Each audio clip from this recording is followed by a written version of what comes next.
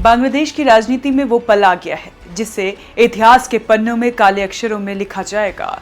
देश की सबसे ताकतवर और सबसे विवादित नेता शेख हसीना आज अदालत के कटघरे में है। उनके ऊपर जो आरोप है वो सिर्फ सत्ता के दुरुपयोग का नहीं है, बल्कि मानवता के सबसे बड़े अपराध नरसंहार का है। और इस पूरे मामले में एक नाम सबसे आगे आ गया है, खोकन चंद्र वर्मन, वही शख्स जिसकी गवाही से शेख हसीना के लिए मौत का रास्ता खुल सकता है।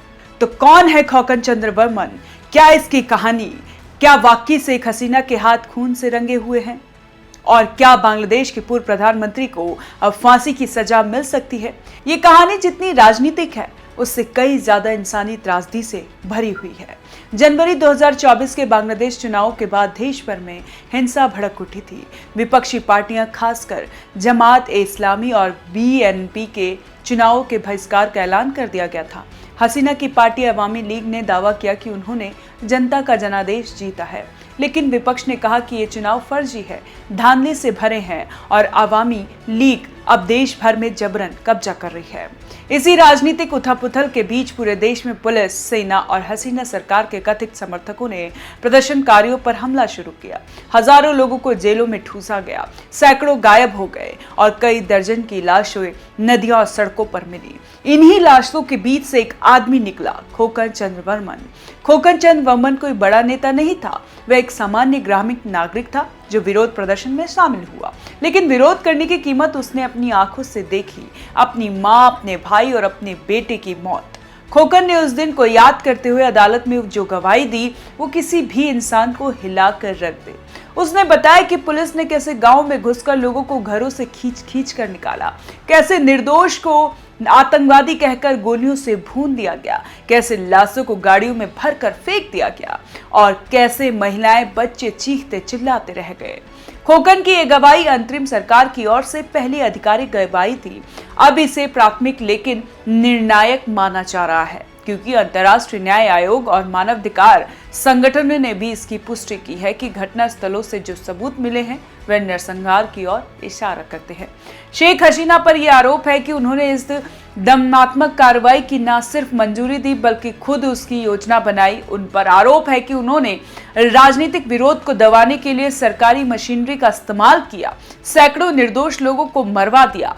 बांग्लादेश में बनी अंतरिम सरकार ने यह मुकदमा एक विशेष ट्रायल ट्रिब्यूनल में दायर किया। ये ट्रायल ट्रिब्यूनल युद्ध अपराधों, मानवता के खिलाफ अपराधों और नरसंहार जैसे मामलों की सुनवाई करता है, और अगर दोष सिद्ध हो गया तो इसके तहत सजा सिर्फ एक ही है, मौत। खोकन चंद्र वर्मन की गवाही के बाद अब कम से कम 32 और गवाहों की सूची कोर्ट में दाखिल हो चुकी है। इनमें कई पुलिस अधिकारी, डॉक्टर, पत्रकार और कुछ विदेशी पर्यवेक्षक भी हैं।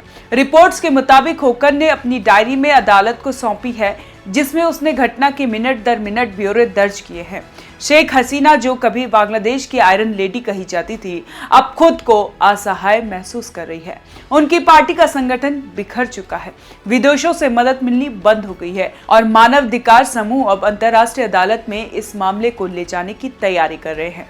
हसीना के वकील कह रहे हैं कि यह सब एक साजिश है। उनका दावा है कि खोकन की गवाही प्रायोजित है और ये विपक्ष की बदले की कार्रवाई है। लेकिन अब सवाल यही नहीं है कि कौन सच बोल रहा है, सवाल यही कि क्या सच को अदालत साबित कर पाएगी, क्योंकि खोकन अकेला नहीं है, उसके जैसे दर्जन खोकन अब अदालत में आने को तैयार है।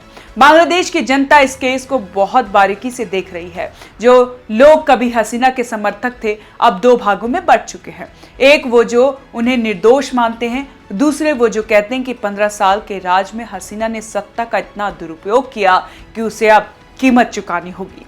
बांग्लादेश का ये ट्रायल केवल एक व्यक्ति, एक नेता का नहीं है। ये ट्रायल उस राजनीति का है जो सत्ता के लिए किसी भी हद तक जा सकती है। ये ट्रायल उस व्यवस्था का है जो विरोध की हर आवाज को कुचल देना चाहती है। और ये ट्रायल उस लोकतंत्र का भी है जिसे हसीना ने स्थिरता के नाम पर एक तानाशाही में बदल दिया। अब आने वाले हफ्तों में जब और गवाह सामने आएंगे और सबूत पेश होंगे, तब ये तय होगा कि शेख हसीना को फांसी होगी या इतिहास उन्हें बेकसूर मानेगा। लेकिन फिलहाल इतना तय है कि खोकन चंद वर्मा अब एक गवाह नहीं बल्कि बांग्लादेश की एक नई राजनीति का प्रतीक बन चुका है। एक आदमी जिसकी गवाही सत्ता के शिखर तक को हिला सकती है और अगर उसका सच अदालत ने मान लिया तो बांग्लादेश की सबसे ताकतवर नेता बन सकती है देश की सबसे पहली महिला दोषी जिसे मिलेगी सजाए मौत। कैसी लगी आपको ये जानकारी हमें कमेंट कर जरूर बताएं और देखते रहें one nation one group news.